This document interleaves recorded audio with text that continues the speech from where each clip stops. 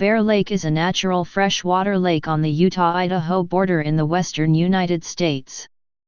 About 109 square miles, 280 square kilometers, in size, it is split about equally between the two states. Its Utah portion comprises the second largest natural freshwater lake in Utah, after Utah Lake. The lake has been called the Caribbean of the Rockies for its unique turquoise-blue color, which is due to the reflection of calcium carbonate, limestone, deposits suspended in the lake. Its water properties have led to the evolution of several unique species of fauna that occur only within the lake. Bear Lake is over 250,000 years old. It was formed by fault subsidence that continues today, slowly deepening the lake along the eastern side.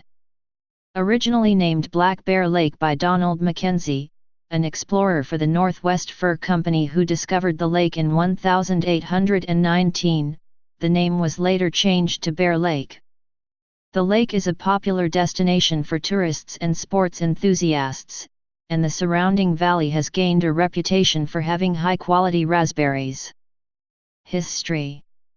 The first known inhabitants of the Bear Lake Valley were Shoshone tribes, but the area was known to many Native Americans.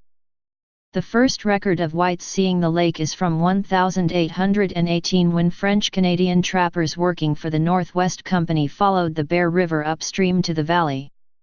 The south end of the lake, in the area of modern-day Laketown, was the location of a rendezvous in the summer of 1827 and 1828. Mountain men, including Jedediah Smith and Jim Bridger, gathered at this location, along with trade goods suppliers, and American Indians from several different tribes. The mountain men and Indians sold their furs in exchange for various store goods and supplies, and several weeks were spent reveling in assorted amusements and liquor. Smith's arrival in June 1827 was especially historic, as it marked the completion of the first ever overland round trip to California from the United States. As he wrote in his journal, "My arrival caused a considerable bustle in camp, for myself and party had been given up as lost." Although the lake lies relatively near the Oregon Trail, which runs north and east of the lake, and was traveled by many pioneers between 1836 and the 1850s, it seems none of them went south enough to view the lake. It wasn't until 1863 that Mormon pioneers led by Charles C. Rich settled in the Bear Lake Valley, but they made an agreement with Native Americans which left most of the Utah portion of the valley in Indian possession. The Mormons gradually moved south and established the villages of Garden City, Pickleville, and Laketown, each along the lake's shore. In later years, Bear Lake became a resort and recreation area, with many developers selling lakeshore and mountain view lots. The beaches of Lakota and Ideal were given to private development in the 1970s, including the Blue Water and Sweetwater developments. The state of Utah bought the far southeast beach for use as a state park, and the state also operates a marina on the lake's west side. Environmental concerns have arisen with the ongoing development of the area. The lake is diked on the Idaho side, and downstream Bear River water users use it as a reservoir. Features. Formed in a half-graben valley straddling the Idaho-Utah border, the lake has an approximate area of 109 square miles, 282 square kilometers, and sits at an elevation of 5,924 feet, 1,806 m, along the northeast side of the Wasatch Range and the east side of the Bear River Mountains. The lake and surrounding areas are a popular summer tourist destination. The lake has many marinas, beaches, and two tourist towns in Utah, Garden City and Laketown. It also has two state parks, each named Bear Lake State Park, one in Idaho, one in Utah. The Utah State Park includes 1/2-mile-long Rendezvous Beach at the south end of the lake, location of the 1827 and 1828 Rocky Mountain Rendezvous, and 3-mile-long Cisco Beach on the east side, plus additional campground, marina, and boat ramp areas. The Idaho State Park includes a north and an east unit, each with a mile-long beach.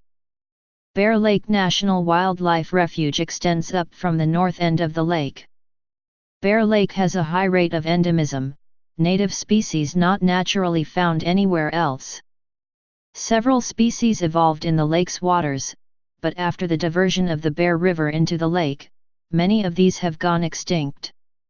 Remaining known endemic species of fish include the Bear Lake strain of the Bonneville cutthroat trout, Bonneville cisco, Bonneville whitefish, Bear Lake whitefish, and Bear Lake sculpin.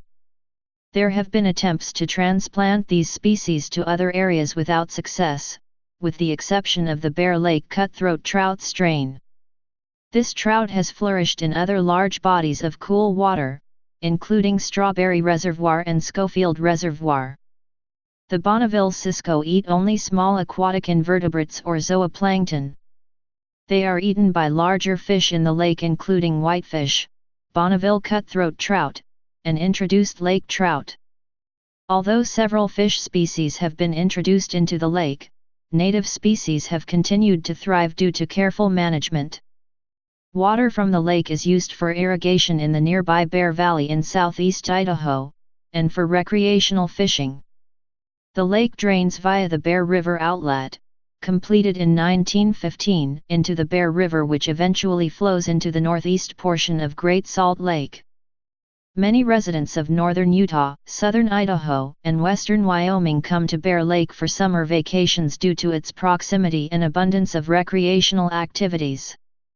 Raspberry Days Festival.